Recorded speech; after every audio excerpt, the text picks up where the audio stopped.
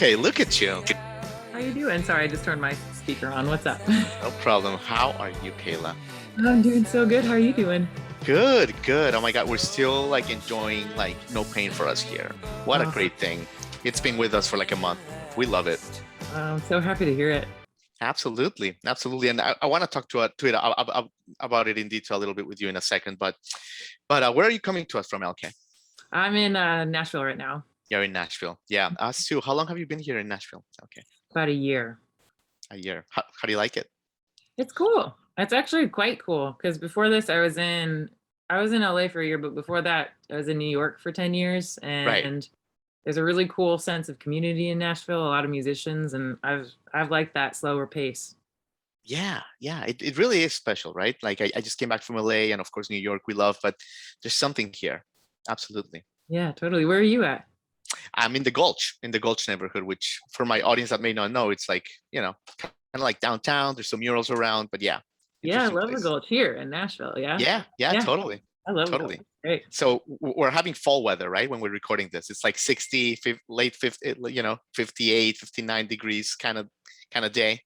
We started it, I guess so. It was in like October in LA, and then we kind of were doing it up until, yeah, so I guess winter there, but it's fall feeling. Like Sure. the weather is pretty, like it was like 50s and 60s, cool breeze. I dig that. I dig that. Okay. So your family, of course, was always moving around, Yeah. just talking about like your childhood, because like what brought you to this place. And I just want to emphasize your album, produced by Zac Farro of Paramore, just really great stuff. But yeah, so you grew up, your dad was in the casino business, and yeah, so tell me a little bit about this, because during a part of your life that you were in Pittsburgh is where you started guitar lessons, right, Kayla? Like how did Uh, no, I started guitar lessons in, oh wait, yes, that is where I started guitar lessons. Yes. Okay, so it was like in Pittsburgh. You moved around quite a bit, is basically Yeah. because of your father's casino business. But like, why the guitar? What was that breakthrough in Pittsburgh that made that happen? I think I just reached a point where I wanted to write songs. Like I wanted to be more intense about that, and I felt like I needed an instrument. And guitar was just kind of, my brother played it, and we didn't really. It was just the only instrument in the house, so I picked it and kind of ran with it. And you loved it. I love it. I love it.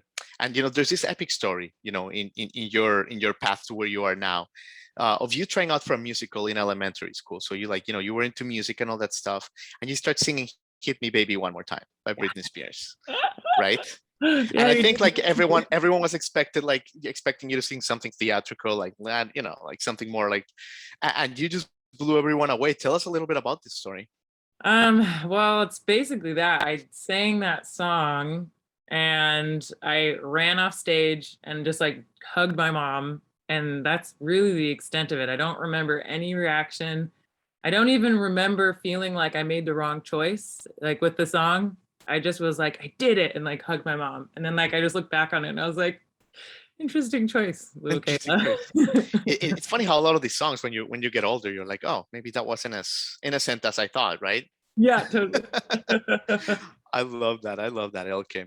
So, you just told our audience you lived in a bunch of places. You lived in LA, then you lived in New York. You spent quite a bit of time in New York, important part of your life. You played there with some names before LK, in the East Village, in the Lower East Side, like Pony, for example, right? How do you look back at these years, LK? Because it seems like these were very transformative to who you are as an artist today. It's true. It was kind of like yeah, it was a very indecisive time too, which is kind of why I went through all the names, and I couldn't really land on like what I was. Like I Sure. was kind of building my voice and writing a lot more. And I always had trouble titling it. I had trouble kind of like, not at trouble, but I definitely went through some like smashing of walls and rebuilding, and like in that sense it was so vitally important, and I'm thankful for it. And I'm thankful for like just being able to navigate New York City and book shows like in a felt kind of like a local thing. And I'm happy that that's how I started. Yeah, totally. Okay. And look, I've never lived in New York, right? But I live in Nashville, and I understand the hustle here as a musician, like what needs to happen to play shows and all the networking and the industry and all that stuff. How is it in New York, LK? And I mean that because, you know, when we go to visit, there's so much going on in New York. How is it like the music community to be in it, to be booking your own shows, to be playing at crowds? Like how would you describe the difference with Nashville a little bit there? Um, I mean, to be honest, I haven't gone to very many shows in Nashville just because I moved here peak COVID. Right. Um, but in New York, the experience is like people don't always dance. Like I don't, I kind of that was always my takeaway. Um, like, and I've been told that Nashville's like that too. Like people go to shows and they cross their arms. Uh, I was like, dang, that's definitely not New York, which is funny because you think that everyone would just be like huge critics, but people would just kind of like, it was always like I could imagine like Boston being so like, I don't know, people just being excited to do something on a weekend, but I guess, yeah. Yeah, interesting. Yeah, the audiences here in Nashville, I guess it just depends on the venue and the artist, but yeah, I think for you, people would dance for sure. Yeah, yeah, I Yeah, know. I'm yeah. kind of like, I don't know how to answer that question perfectly. Yeah, no, that's good. That's good. Okay. So, pivoting to your new album, it's great, wonderfully produced by Zac, like we said. Mm, Um, Correct me if I'm wrong. Is he your partner? yes. Okay. How is it to work professionally with a partner, right? Because obviously, like I was married, right? And like, like the lines got blurry, like professional, personal. Like, how do when it comes to something that's like, listen, babe, I need you to like, sing at a higher note, and then you're like, no, I don't think so. Like the little things. How do you keep that personal versus professional? Is that easy to do? I wouldn't call it easy, but it's doable. I think that we are, we really trust each other. And we have a pretty solid relationship in that regard. We have a lot of similar influences and a lot of like, things that we were able to connect on while making this. And I guess it was just more so the trust of that, because there were times when we definitely butted heads. And also in the midst of this, like we had schedules too. This wasn't like something that we're like, let's dive into this and spend like a month on it. It was like really scattered and like working around our schedules. And every time we walked into the studio though, there was never a bad day, Yeah. necessarily. Like it felt like we could really just leave everything at the door and be like, okay, this is the time. And we took it seriously. And for that, I think we just had a respect for each other in that.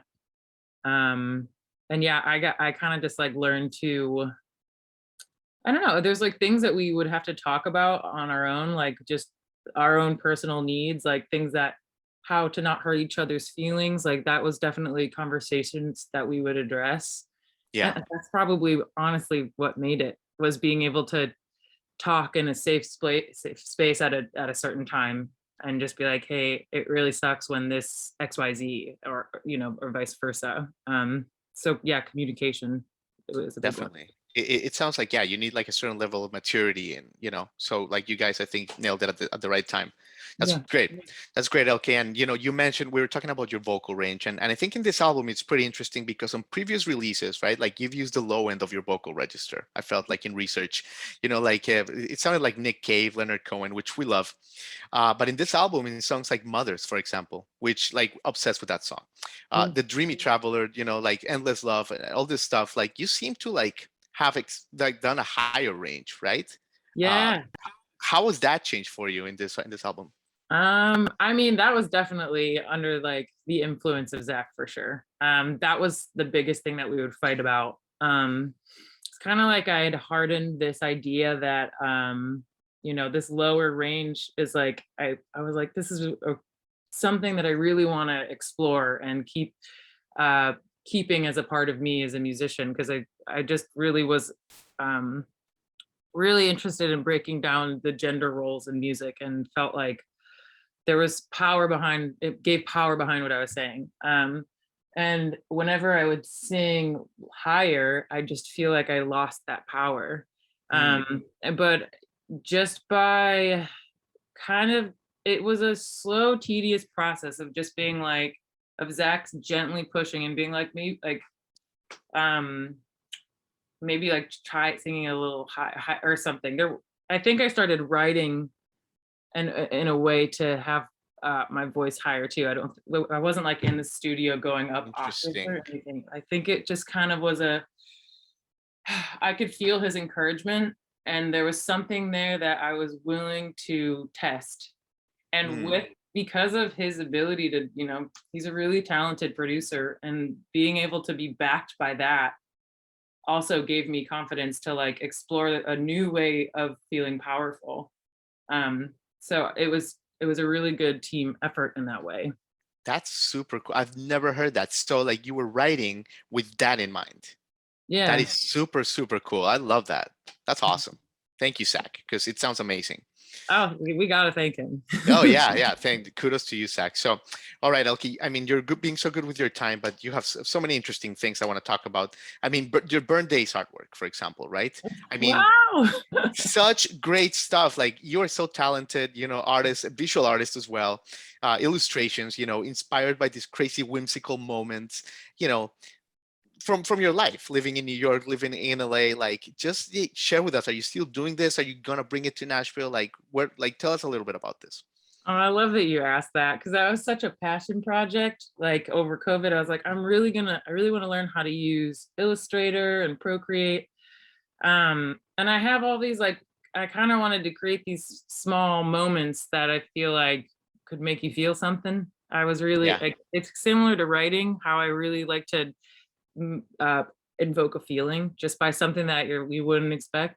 yeah, So I just kind of started doing that. And I just kind of see it that way as a passion thing. I really thought about, like, I had these big dreams over COVID. I was like, I'm gonna start a store and I'm gonna put them in. So, like, I had all these things, but then I've released the album and now I'm kind of busy. So yeah. I won't stop it though, because it really is. It's a good way to express yourself. I mean, I think you're really good. You should make some time for that. I Like appreciate that. keep Thank it coming you. because it's really great stuff that you going on there. Thanks. Well, Elke, thanks for your time. Let me leave you with this. The Elke that we're talking about today in October of 2021, how is she different from the Kayla of 2019, from the of October of 2019, like on a personal level? Like, what have you shed from your soul that you no longer carry with you, in the past 18 months or so? Mm. Honestly, the ability to, or the fear of being close with people. Um, Over COVID, I kind of had to like reevaluate like what friends were, because we really relied on our group of friends that felt safe, and I kind of got really close with a lot of people and have been hesitant to trust in people when we moved to LA. I kind of grew this like shell shock. And I really let that go, because there's so many great people that are here in Nashville that are just so wonderful and have inspired me. And I'm really grateful that I don't have this fear of being close with people. It's kind I of, love that. I love that. Well, Kayla Graninger, LK, you have said it all today. I mean, no pain for us here. Everyone immediately go listen to it because it's one of our favorite records of the year. You just nailed it. It's fantastic. Congratulations. thank you. Thank you for having me. I appreciate it. Absolutely. Have a great day. You too. All right. Bye.